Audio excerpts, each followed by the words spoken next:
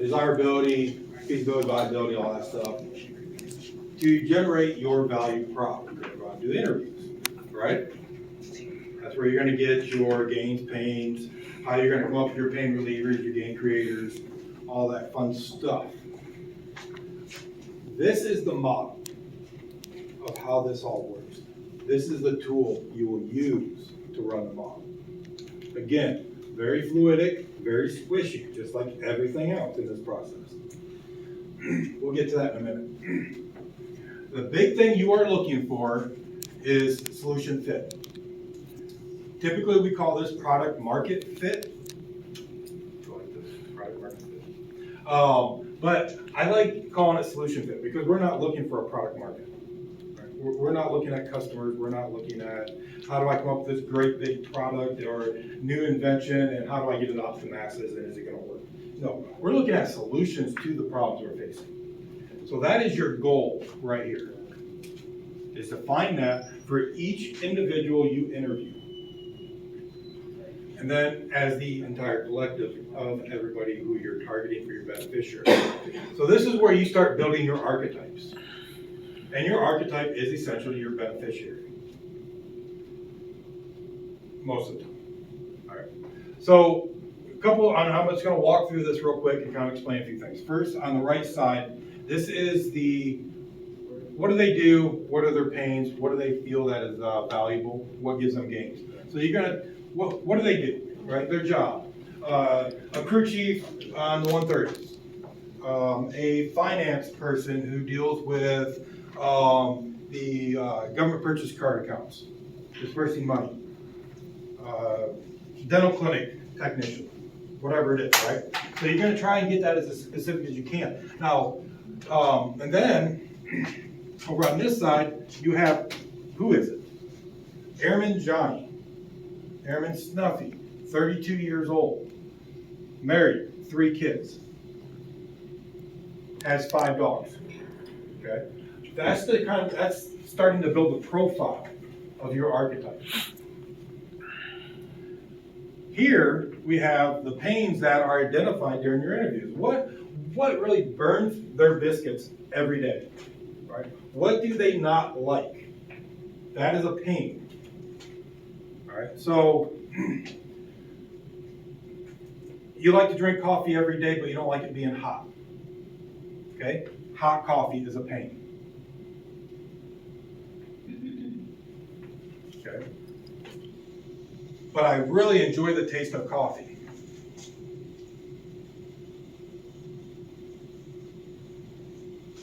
Taste of coffee is your gain. All right, so likes coffee but doesn't like it being hot. Well, okay. I mean, don't jump to conclusions because we all know that one's going. All right. So a pain reliever, not hot coffee. All right. Makes sense. So whenever you have a pain, you're going to develop a pain reliever. What can we do to relieve this pain? Now it's on this side because consider this your gains or your value section. But you're going to constantly, so everything you put over on this side here, and if you look here, here, and here, they're all kind of correlated together. This translates directly to this item. Then I'm going to have another item, and it's going to translate directly. So for every pain, I'm going to have a pain reliever. And it's an idea. And you're going to constantly spin your cycle. You're going to go back and forth constantly, all right? You're never done. Always iterative. Pain relievers relieve the pain of the customer. Now for my gain, okay, loves the taste of coffee. So my gain creator, but also hates hot coffee. Okay, so my gain creator is going to be coffee that is cold. It provides, it buys into the game the value that they want. I just want to taste the coffee. I don't like it hot. I just want the coffee taste and maybe a little bit of the kick, right? So that one is going to correlate directly to this. Now let's keep diving that further, but they also like they don't like having to drink 5 cups of coffee to get up and moving in the morning, maybe. So another pain would be too much. Okay. Here would be provide a way so they don't have to drink too much coffee. Again here, a highly caffeinated version of coffee would be a gain. So here would be, I like to drink coffee, but I only want 1 cup. Okay.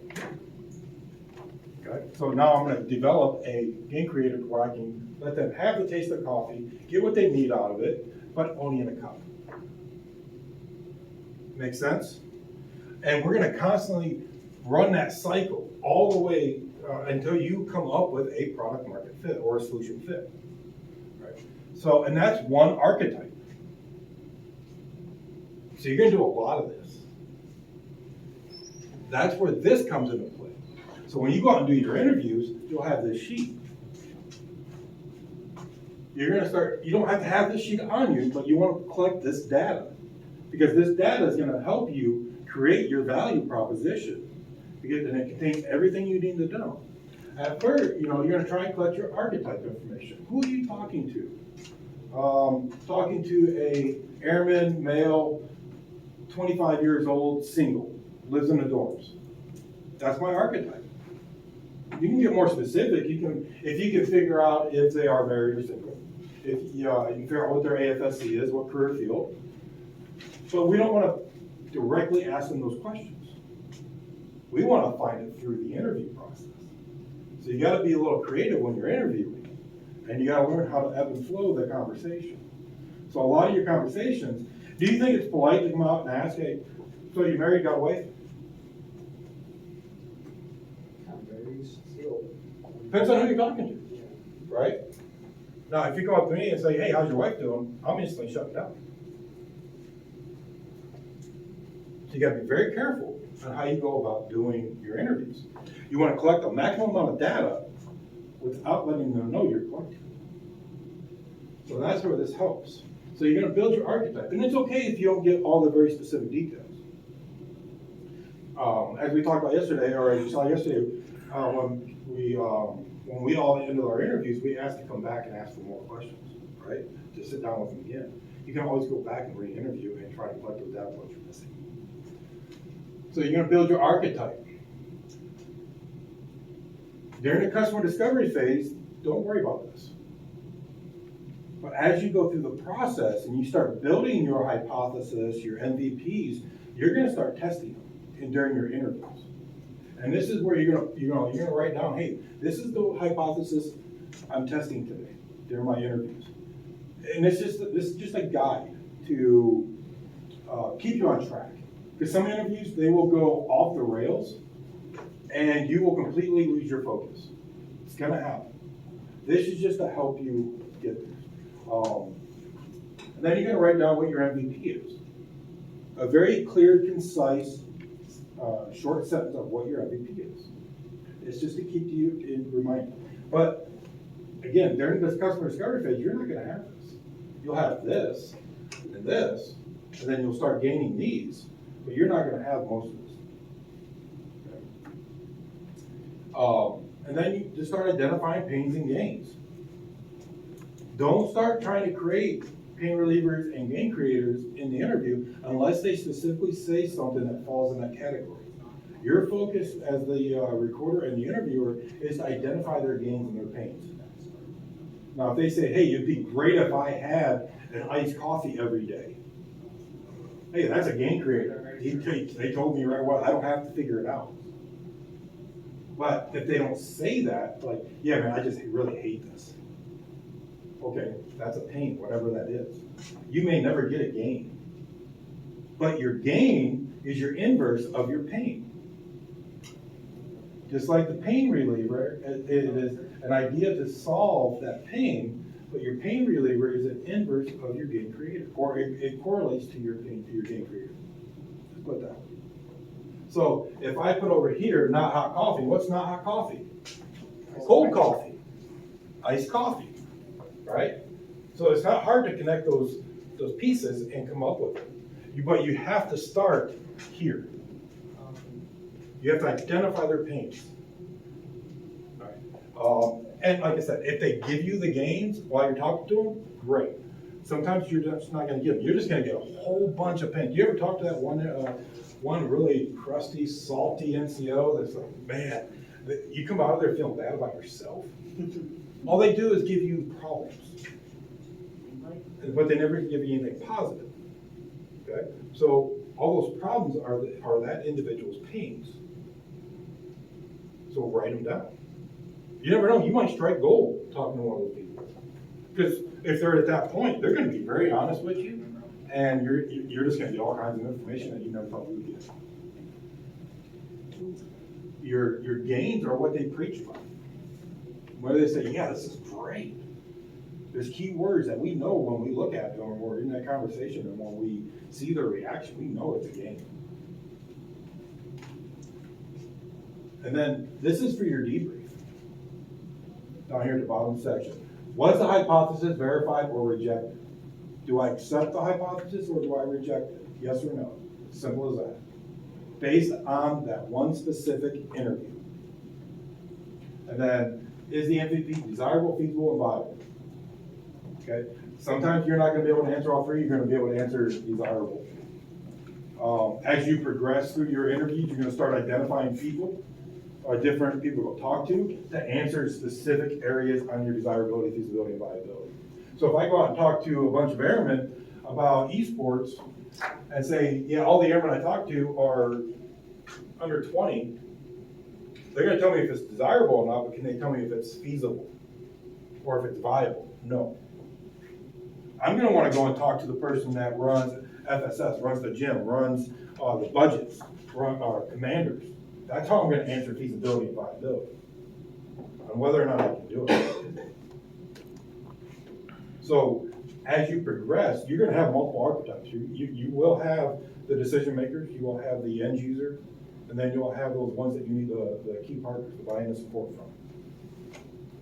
But initially, like I said, during the customer discovery phase, you're only going to really fill out probably this, and you'll start to develop these after the interview, unless, again, they specifically say something in the interview that fits, okay? So week 3, you'll have a fully developed top portion, and you'll be going out and testing that stuff. Okay, questions so far?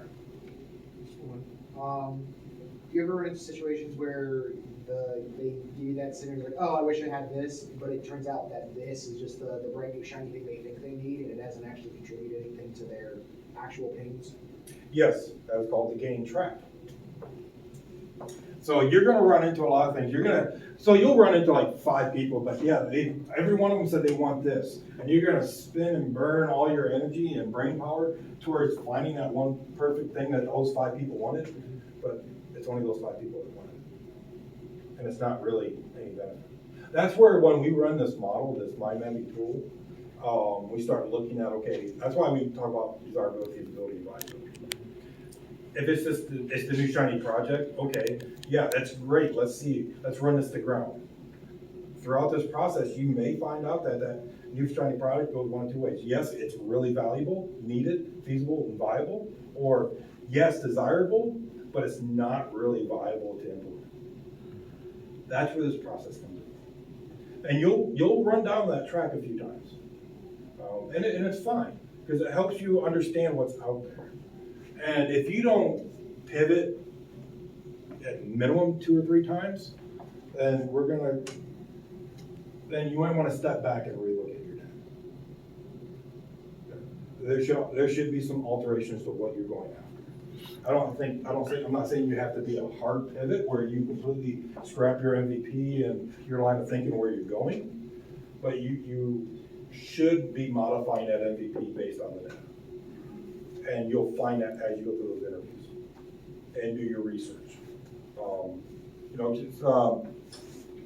Another thing that you can bring up in the research to get information from is AFIs, DoD regs, laws, because we are bound by a lot of things that we just can't break, or we're not educated enough to know that we can implement something Because a lot of people are gonna tell us no, but can they really say no? That's the question you gotta ask. And you gotta really dig into that to find out. I'll go back to the fitness example of adding the button. They dug through all these AFIs, nowhere did it say no. But they kept getting told no. So they kept digging and they found it. They found a way. Any other questions? Does this make sense? Okay. Is it kind of like going profiles for your? Yeah. If you stick to how this thing's laid out, you can't fail. Now, every interview you have should have a VPC sheet with it. When you get to where you're starting to develop your solutions, say you hit a maximum point and you got 100 interviews, combine them. That's essentially what you're doing. So when you look at beneficiaries and value prop over here, that's this.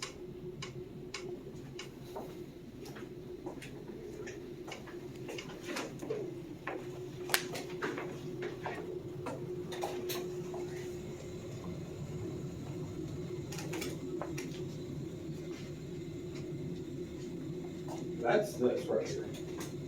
That's this section. So we're going to identify over here our beneficiaries, our archetypes. They're going to go right here. And then our pains and gains, how we develop that value prop is going to go right here. So when we see over here that, how did I put that? NCO, 35-year-old to 40-year-old don't like alcohol, or 35-year-old, all right? I want to build my archetype profile here. That's where the specifics of the job and the beneficiary side of the VPC come into place. Over here, I'm going to have the inverse of what their pains are, their gain creator, or the value for them. Iced coffee. That is extra strength, 5 times the caffeine of a normal cup. Sounds great to me. Okay. That provides value for that one specific archetype or beneficiary. Then I'm going to go in, now my key partners, and then I'm going to start working on the rest of it to answer that one question. Is this really feasible? That's where your key partners come in, right? If you can't find a way in to make it feasible, then you really need to step back and say, okay, what's going on? And you got to relook at your data. There is going to be a lot of staring at spreadsheets and papers and notes, and you're going to beat your head against a brick wall, I guarantee you. And then one day you're going to walk in and be like, oh, the seas have parted and it clicks. You're a seer. Just drop the rockets off. Yeah, yeah. You know, it's like, anybody watch Space Force? It's an awesome show. Did you try a bomb? Yeah, we tried that. Try a bigger one? Yeah, we tried that. How about a bigger one? And they keep going around the table, the Joint Chiefs, about talking about bigger bomb, because that's what the Air Force does. We just get a bigger bomb. Okay, so. Sell an ugly baby. Yeah.